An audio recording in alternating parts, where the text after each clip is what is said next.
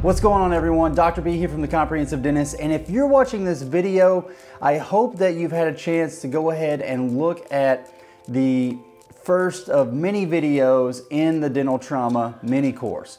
If you've seen those videos, then you should be familiar with the dental trauma worksheet and the dental trauma guide.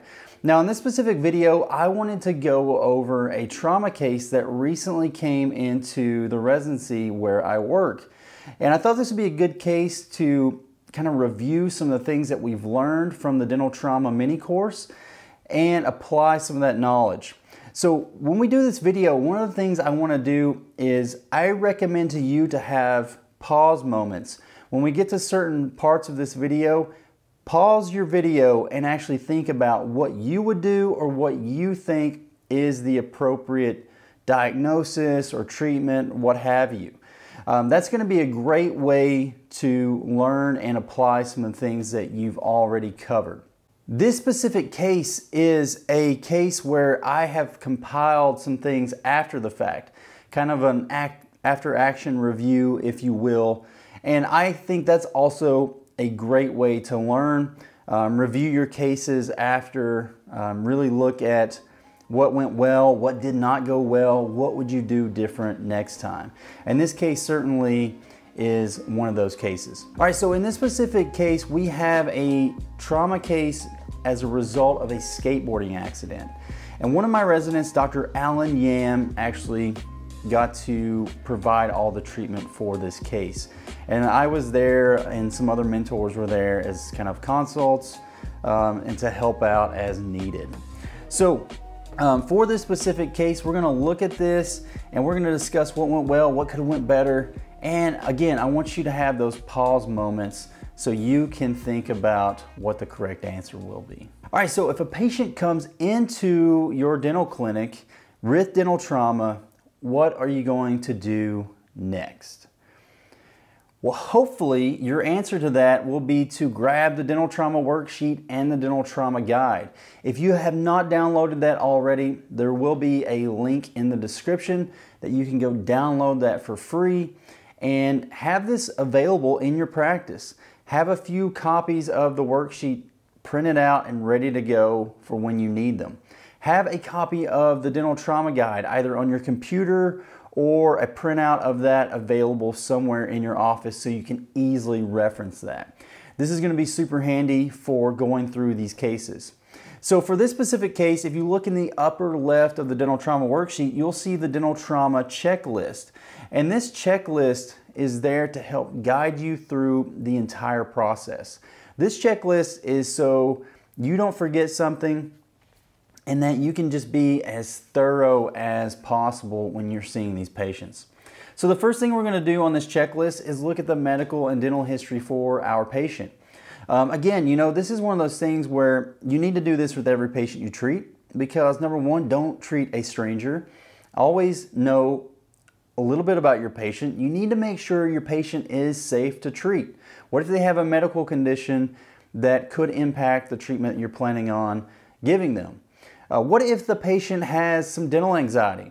You know, many patients have dental anxiety, and if they have dental trauma occur on top of the anxiety they already have, then there's a good chance this is going to be a very difficult patient to manage in this situation. So, you know, you need to ask these questions. You need to go over these things with your patient so that you are better prepared and that you can give the best possible treatment you can. Next, we're going to go into questions about the injury. On the dental trauma worksheet, there's an entire section on questions for your patient. Why ask these questions? Why is it important? Well, if you look at the dental trauma guide, it actually talks a little bit about why that is important. And when we look at this, you have multiple questions that you're going to go through. The first two, like where did the injury occur, how did the injury occur, those are things that could have legal implications for your patient, especially if this dental trauma could turn into some form of a lawsuit or something of that nature. You want to make sure you have these things documented. Hopefully that's not the case. Hopefully this is simply an accident that could not be avoided and it just happened. How did the injury occur? This is something that we need to know because this could clue us in on other things that we should look for or at least take in consideration. For example, if your patient had dental trauma while they were playing baseball, let's say they avulsed a tooth while they were playing baseball. They got hit in the face by the ball and knocked their tooth out. Well, there's a good chance if we know how that injury occurred, we may be thinking, okay, baseball, there's usually some dirt in the field. What if the tooth fell in the dirt? Is that a problem? Absolutely. That's one of those things where we need to worry about tetanus boosters. So that can help us as well when we know how the injury occurred. When did the injury occur? Timing is very important when it comes to treating dental trauma, especially if we're talking about avulsions. The longer the tooth is out of the mouth, the more likely bad things down the road could happen. So we need to know how long it's been since the injury and when we're actually seeing the patient. Very important things to know. Was your patient unconscious? Many times when somebody has a head or neck injury, there could be a chance that there could be damage, brain injury that could have knocked the patient unconscious. Look for things like, does the patient have amnesia? Are they feeling nauseous or report vomiting? Those could be an indication of a brain injury. Thankfully, in my practice, many of the patients that I have seen have actually went to the emergency room prior to coming to the dental office. That's good in some regard because that allows them to be ruled out for those more serious brain or head injuries. And then when they show up to me, I know that they're safe to treat and I don't have to worry about those things. But if you don't know if that's been ruled out, one of the things you need to do is ask them those questions. Have you had amnesia? Were you unconscious? Have you had any nausea or vomiting? If they report any positive findings to those questions, you should refer them to the emergency room to be screened and have those kind of injuries ruled out. Very important. Obviously, the importance should not be overstated because their teeth is one thing, but a head injury that could impact their overall health or livelihood is completely different. Has the patient had a change in their bite or how their teeth come together? That's an important thing to identify as well because that could clue us into jaw fractures, condyle fractures, luxations where teeth have been displaced. Those are things that you need to think about because if I know a patient's had a change in their bite, I'm probably going to get a panoramic radiograph to rule out a jaw fracture. And then we have to figure out, why has there been a change? Is it something that we can fix very easily, or is this something that may require us to refer them to like an oral surgeon because they have a complete maxilla fracture, like a Lefort fracture? So those are things you need to look at to best treat your patient. Are the teeth sensitive to cold or hot? Well, that's important because normally if teeth are sensitive to cold or hot, there is either some type of pulpitis or dentin exposed. This could be from a fracture or this could be from like pulp exposure. So all things that you need to be clued in on and rule out. For our specific patient in this scenario or this case we're looking at, these are the actual answers to the questions for the patient. So this patient had an injury. He was riding a skateboard to work. Poor guy hit like a bump and was knocked off the skateboard and just ate it. Face first, total horrible situation. It was actually at 7:30 in the morning, and actually not a bad thing, but he went to the emergency room right after it happened, so he got ruled out for possible head injury. He was not unconscious, thankfully. He did not report any bite changes, but he did have some sensitivity to cold if drinking cold liquids. All right, we took a few photos of the case as we went through, and you can see those photos on this slide. Next steps in the checklist is going to be clean the face and oral cavity. You'll see that he showed up with some bandages on there. He actually had a laceration on his face that was bandaged. You can see some dried blood on his face as well.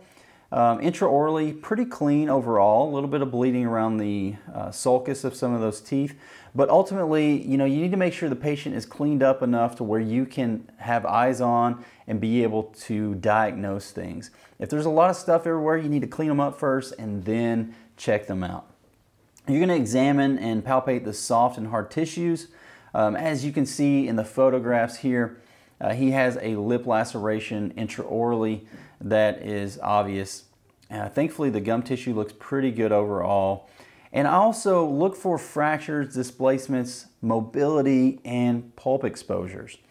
So some of the findings that we saw from this case, and you can see from these photographs, is he has a lip laceration, obviously one that's bandaged and one that's intraoral. Number 9 has a fracture that's apparent on the facial.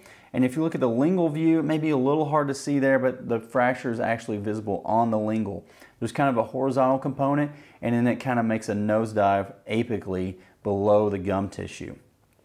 The actual fractured segment of number 9 was showing some mobility, but the remaining 2 structure, the rest of the crown and the root itself, was not mobile. No mobility or no displacements of the other teeth were noted. And what about a pulp exposure? Hard to tell, right? Right now, we know number 9 has a fracture. The way that looks clinically, I would suspect that there's a good chance there could be a pulp exposure, but we're not 100% sure.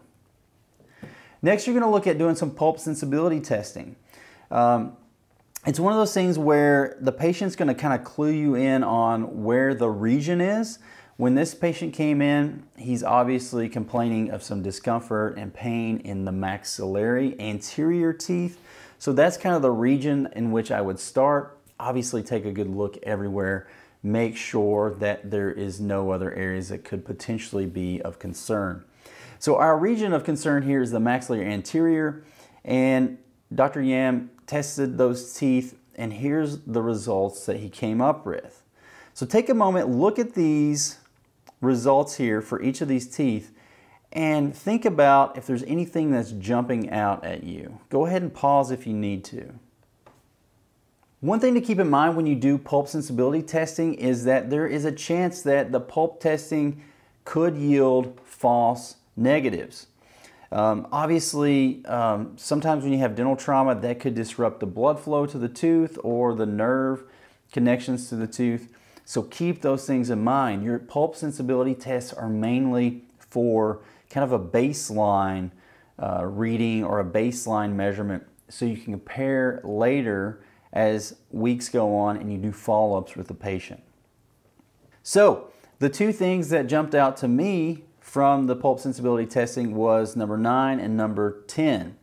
And as you see here, number 9 had some hypersensitivity to cold, non-lingering, which is of note. You need to make sure you identify if it's lingering or non-lingering, and percussion positive and palpation positive.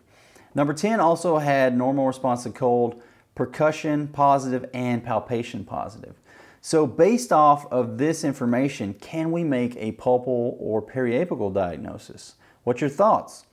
Well, I think you can make a pulpal diagnosis based off of this, but to make a periapical diagnosis, you will probably want to get a radiograph to confirm the findings of the radiograph before you settle on a periapical diagnosis.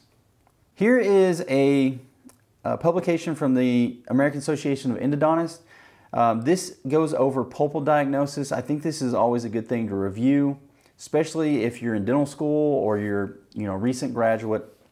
It's good to review these things because we don't have to diagnose a ton of stuff in dentistry overall if you compare us to our medical counterparts. But for sure, there are a lot of things that you need to know well, and pulpal diagnosis is one of those. So based off of the findings, we have a cold test that's positive and it's non-lingering. That's important to note because we need to find a diagnosis within this section that could clue us in on what's going on there. And so where I would focus my attention if it's a cold response is a vital pulp. So we're either normal, reversible, or symptomatic irreversible pulpitis is the top 3 choices there. And typically the way you're going to distinguish irreversible pulpitis from reversible is going to be based off of, is it lingering or is it non-lingering? And in our case, the cold was non-lingering, which is a great sign. Here is the apical diagnosis for the endodontic diagnosis publication. And based off of what we know about percussion positive and palpation positive, I would venture to say that right now it looks to me like we have a symptomatic apical periodontitis diagnosis for the apical tissue. However, you always need a radiograph to rule out other things as well, but you've got to have that radiograph, and you compare your radiograph with your clinical findings to settle on an apical diagnosis. So, what radiographs would you order? And that's another step in the checklist, is figuring out what radiographs to order.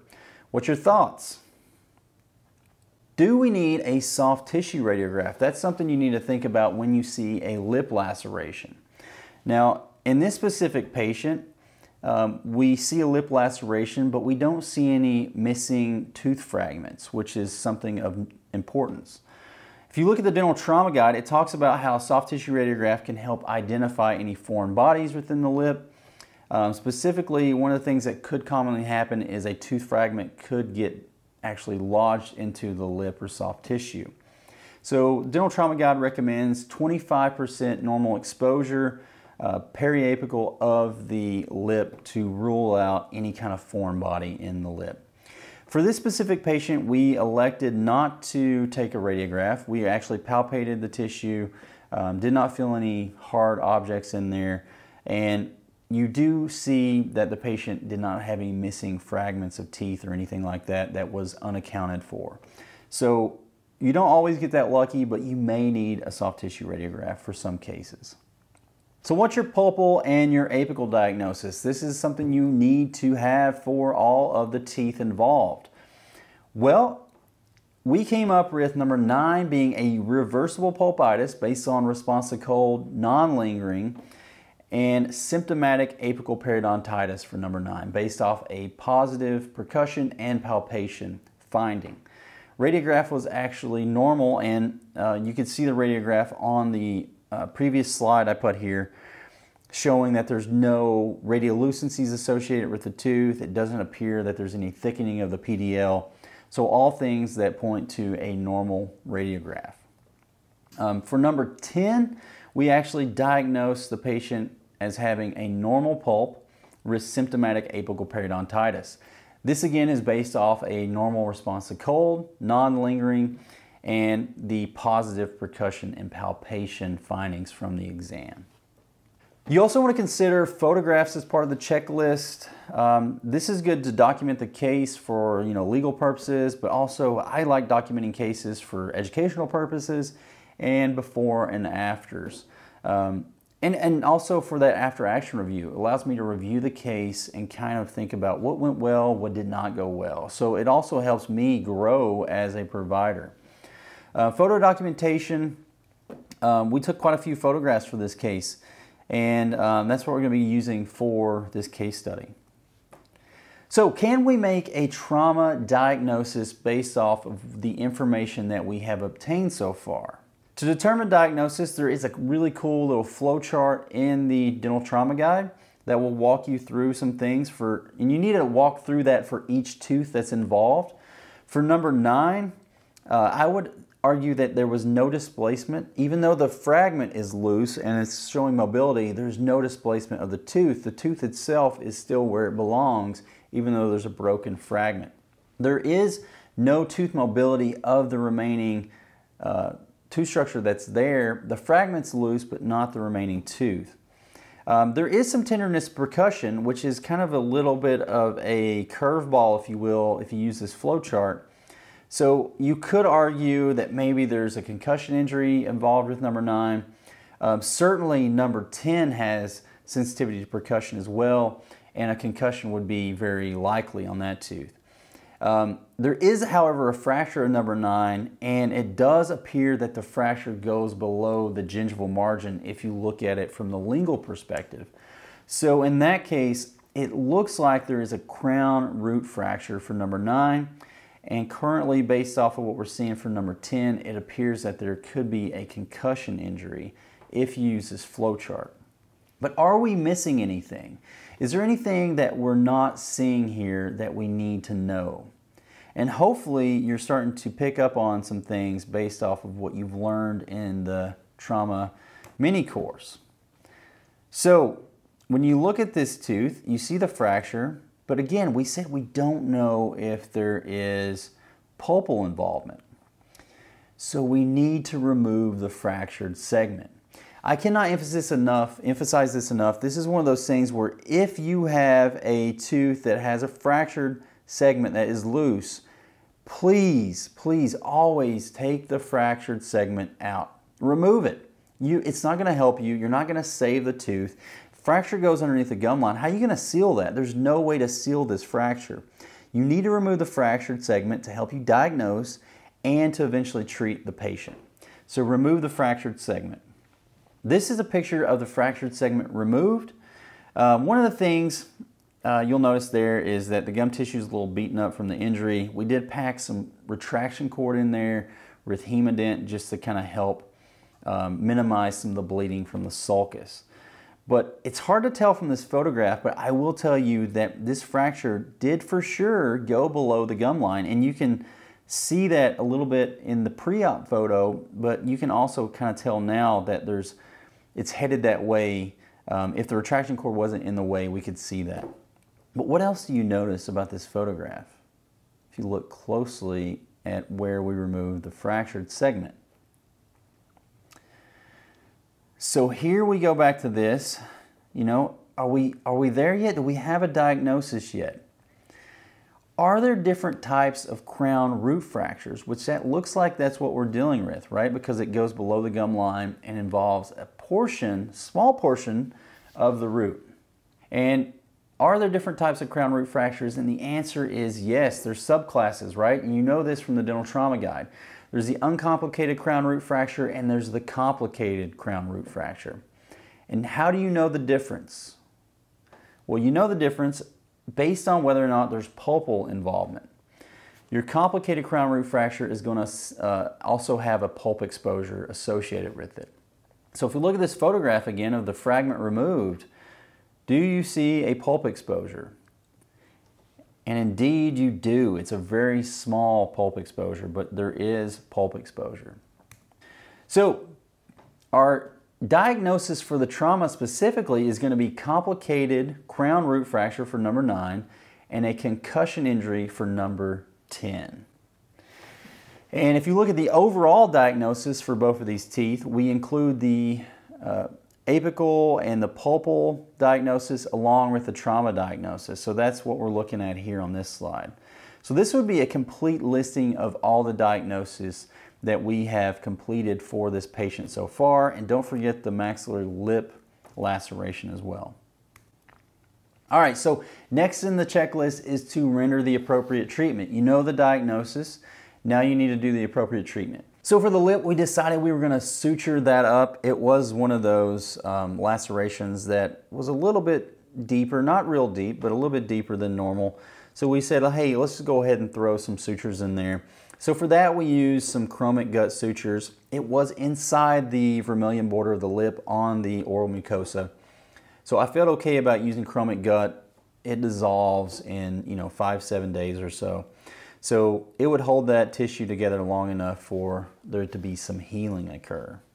Crown root fractures and concussion injuries. In the dental trauma guide, it goes over what the appropriate treatment is for those.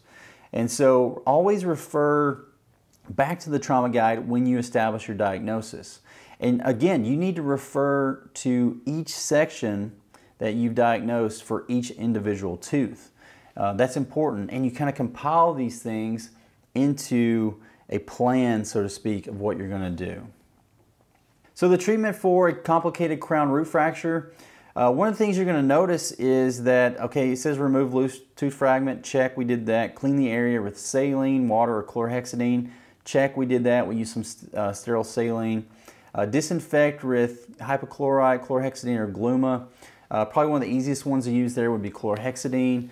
One of the things that we did not do on this case, and I do regret this, is that we did not place a rubber dam. Truthfully, with the pulp exposure, we should have placed a rubber dam, but it was so small, and actually Dr. Yam did such a great job of keeping everything retracted. We had multiple set of hands in the room helping out, so he could focus on just keeping retraction during the treatment, and we had other people, getting the supplies, mixing things, and preparing for the actual execution of that treatment. So in hindsight, I would have done a rubber dam. And certainly if you're going to use sodium hypochlorite to disinfect, you need a rubber dam because that's very potent stuff to the tissue if you're not careful at higher concentrations. But what you'll notice here is that if you look at a complicated crown root fracture, number 4 on treatment is, depending on the extent of the treatment, there's 6 treatment scenarios that should be considered. And most of these result in endodontic therapy and some type of indirect restoration. There also could be, the potential case where you could do surgical extrusion, decoronation, and actually plan later for maybe FDP or an implant, extraction in some cases if it goes deep enough, orthodontic extrusion. The nice thing about this case was, yeah, it went subgingival, but it wasn't super deep subgingival, and it actually did not go deep interiorly into the tooth, like towards the center of the tooth. The fracture actually stayed fairly conservative and limited to more of the exterior or the periphery of the tooth. And another important thing to note here is that in an emergency situation, you could use the tooth fragment as a temporary restoration. And keep that in mind because we actually did do that in this specific case, because while we were kind of deciding on whether or not we were going to do certain things, we decided that's probably going to be the best course of action to give that patient some aesthetics in the meantime. And you'll see shortly what we did. So, but wait, okay, so there was a small pulp exposure in this case, very small. It was not a drastic pulp exposure, so part of me was thinking, okay, this could be an exception to normal for complicated crown root fractures. Normally you'd have a larger pulp exposure and it's a no-brainer. It's like you need to do endo. So if we decide on vital pulp therapy, what are the treatment options for an enamel dentin pulpal fracture? Because in an enamel dentin pulpal fracture, you could consider preserving the pulp and then doing a restoration after the fact and actually have the pulp stay intact. So I thought, well, this tooth, the way it's fractured, yeah, we probably still need a crown, but we may have a chance at saving this pulp. So I kind of made the call to go ahead and pursue vital pulp therapy. So what options do we have? In hindsight, when I made this call to try to preserve the pulp, I thought it was a good idea at the time. I later kind of regretted that and realized I made a mistake and that I should have went ahead and pursued root canal therapy, especially since I knew that the likelihood of this tooth needing an indirect restoration such as a crown was very high. And why a crown? Well, I thought it would seal better, especially at that apical extent of the fracture. Trying to do a composite way down in there and have it sealed well would be difficult. Certainly, it's not a stretch to prepare this tooth for a crown at this point.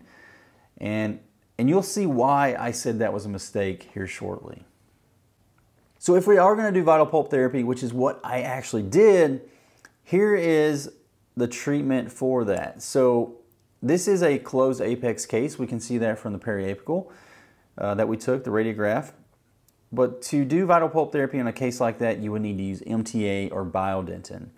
And then after you place those materials, you then cover it with a restoration. So MTA takes a little while to set, takes up to 4 hours, and we'd probably have to do a 2-step approach to this case. I said we got some biodentin, so let's go ahead and use that. The set time for biodentin is only 12 minutes, so that's perfectly reasonable for what we're planning on doing. This is a slide that tells you what you would do if you're going to do a pulp capping or partial pulpotomy. Follow these directions in the dental trauma guide if you think you're going to do one of these procedures. So we end up using biodentin. As you can see here, we placed it over the pulp exposure. All right, I want to say that mixing this stuff is an extreme challenge. Every time we mix it according to the manufacturer's instructions using the amalgamator, it came out super thick, and it was just way too thick in my opinion to kind of do what we needed to do here. After we established some hemostasis of the pulp, which really did not take long at all, it really wasn't bleeding at all. We used some cotton pellets soaked in sterile saline. We really didn't have to worry about hemostasis at all of the pulp. So really it was just applying the biodentin over the pulp exposure. And we wanted that super thin. And so I ended up actually mixing this by hand to get the consistency that I wanted because every time we used the amalgamator it came out super thick. But this is biodentin. This is what it looked like after we placed it. All right, so considering the uncertainty of long-term pulp health and the acute nature of the injury, we decided to use the fractured segment as a temporary fix until we could say weeks down the road that the pulp was still vital, it was going to maintain vitality, and then we could jump into an indirect restoration. So these are some of the photographs of the actual process of preparing that fragment and bonding it back into place. So to do this, we obviously had to prepare the tooth and the fragment separately. We use OptiBond FL 4th generation. It's etch and rinse bonding agent. You etch the tooth, you etch the fragment, you apply primer to the tooth and the fragment, and you apply the adhesive to the tooth and the fragment. We did not cure those. We actually ended up putting a little bit of flowable onto the fragment and then seeded that onto the tooth and light cured that simultaneously. So no light curing was done until the fragment was back on the tooth. And you can see there that in the post-op photo, you can still see the fragment line a little bit, or the fracture line a little bit. And you'll notice that the fractured part of the tooth is actually a little bit higher value, or it's a little whiter or more opaque, the remaining tooth structure. That's not uncommon. That happens a lot because the fragment gets dehydrated from being outside the mouth. But he did a great job putting this piece back on there and smoothing things out. Looked really good and will serve as a great temporary restoration until we can revisit this down the road. All right, so the crown root fracture is complete. What do we need to do for a concussion injury? Well, what is the treatment recommendation for a concussion injury? Think about that, look it up if you need to, and what you'll find is that there is no treatment for a concussion injury. Mainly this means that there's some inflammation around the periodontal ligament of the tooth. It's going to be sore, it's going to be tender, and those are the kind of things that you need to understand, because otherwise you may think there needs to be something done and there doesn't. So that's good. So what we did, we rendered the appropriate treatment. We had some moments where we could have probably done things just a little bit better, but overall looks like a good outcome. We did temporary dental restoration using the tooth fragment, cleaned the area sterile saline, disinfected chlorhexidine, did a pulp capping using biodentin, removed any loose tooth fragments to get the appropriate diagnosis prior to doing all the treatment. We did sutures for the lip, and we plan on having the patient come back because we only rendered emergency care and not definitive care for the patient. So that's how you kind of use the treatment rendered section of the worksheet. So what about follow-up care? What would you do for this patient as follow-up care? Well, the good news is in the dental trauma guide, you're going to find follow-up care for both injuries. And what we'll see that is there's recommended clinical and radiographic exams at 6 to 8 weeks and 1 year for crown fractures. And for concussion, follow-up at 4 weeks, 6 to 8 weeks, and 1 year. So you can see that they're a little bit different there in the follow-up times. So what I do is I kind of take both in consideration and then make a plan off of that. Well, I knew I wanted to see the patient back sooner than 4 weeks, so I actually made a plan to see the patient back in 7 to 10 days. And at 4 weeks, we'll see the patient again, and then at 6 to 8 weeks and 1 year. That's our follow-up plan for this specific patient based on the trauma guide. Any special instructions for this patient? Anything they need to know when they go home? Well, again, in the dental trauma guide, it's going to tell you those things. So I look at both of these, and then on the dental trauma worksheet, I check everything and annotate anything of importance for the patient. So what we'll see is that the patient should have a soft diet for 1 week.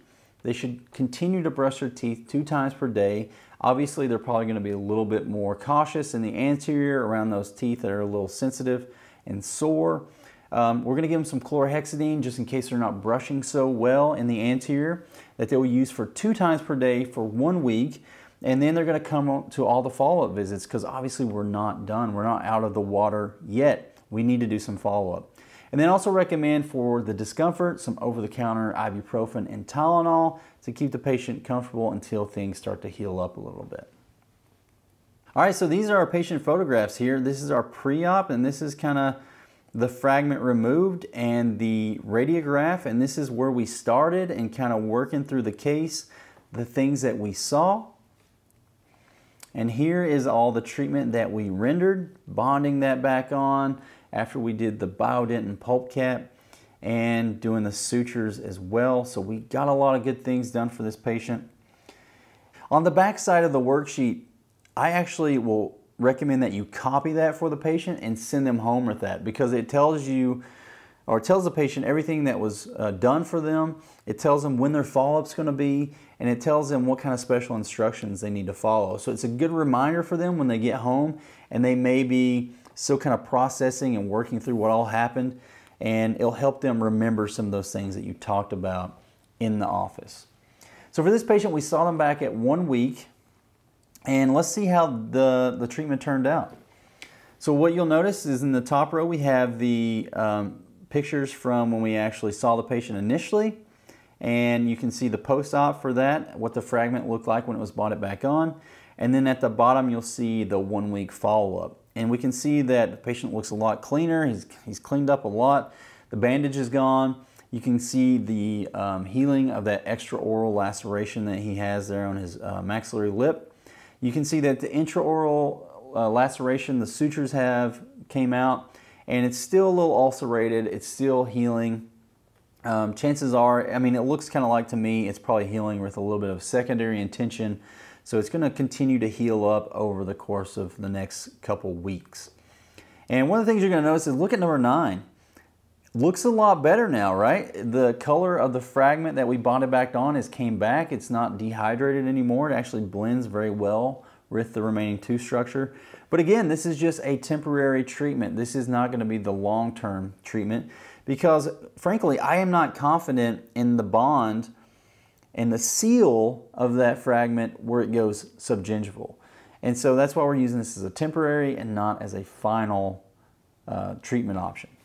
Unfortunately for this patient, on the 1 week follow-up, he reported lingering pain to cold and spontaneous pain that was occurring out of nowhere over the last couple days, and nocturnal pain, keeping him up at night, with specifically tooth number 9. So what are your thoughts now? Based off of what the patient's telling us, what is the diagnosis of the tooth? Well, if we look back at our American Association of Endodontics diagnosis info sheet there that we looked at earlier, you'll see that for symptomatic irreversible pulpitis, one of the characteristics of that is sharp pain upon thermal stimulus, lingering pain, often 30 or more seconds or longer. Spontaneity, meaning that spontaneous pain comes unprovoked, and referred pain. You could also see some nocturnal pain here, pain keeping the patient up at night as well. So it looks like the current diagnosis for number 9 is irreversible pulpitis. And so in hindsight, this is another reason why I should have committed to the root canal earlier.